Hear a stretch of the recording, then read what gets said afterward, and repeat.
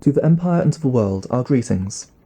As we come towards the end of 2015, we take time to reflect upon the events of the past year.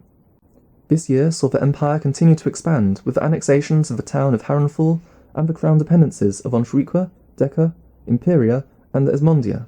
Furthermore, treaties of mutual recognition were signed with the Grand Duchy of Westarctica, the Royal Republic of Ladonia, and the Commonwealth of Rudno, and Austenasia also saw its first tourists. Travel writer Jonny Blair visited Wrythe, and several days later 3 tourists visited New South Scotland. In March, Lord Admiral Joseph Kennedy was elected Prime Minister, and has since overseen financial and military reform.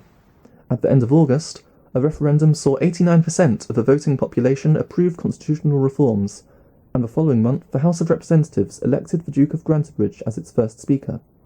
Furthermore, in November, our Imperial Majesty gave our partner Hannah the title Princess Consort.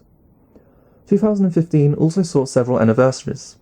These included the 10-year anniversary of the creation of the Cool Barbie franchise, and the 5-year anniversaries of the abdication of Terry I, and the starts and ends of the Austenasian Civil War and the War of the Orlean Reunification. An anniversary is a day on which an event is celebrated or commemorated that took place on that same day a previous year. However, as we celebrate Christmas, it is worth noting that many scholars do not believe that Christ was born on December the 25th. Many now believe that said date was chosen to fall 9 months after the Feast of the Annunciation, although some still argue that it was to replace an existing pagan festival. Does this, however, really matter? If it should be revealed tomorrow that Christ was born in May or June, would all the Christmases celebrated over the years suddenly be deprived of their meaning? Would the happiness that people felt and significance that they attached to said days suddenly have never happened? Of course not. What really matters on an anniversary is the meaning behind it, not whether or not it is celebrated on the right date. Indeed, even if the birth of Christ took place on December 25th, observing that date would be meaningless unless we remember why it is important. The Word of God became flesh and was born into this world to save it from sin and death, and remembering that is far more important than celebrating it on the precise date.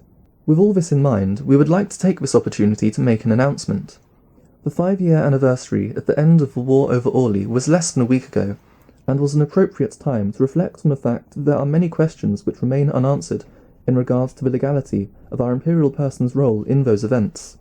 As we have said, an anniversary is pointless unless the meaning behind it is acknowledged, and so, in the new year, we shall establish a select committee of the Privy Council to investigate what appropriate steps may be taken to rectify any injustices resulting from the events at the end of 2010. However, let this not overshadow the celebrations of today. As the Empire of Austenasia marches boldly forward into 2016, let us hope and pray for yet another year of peace and prosperity, community and solidarity. We wish you all a very Merry Christmas and a Happy New Year.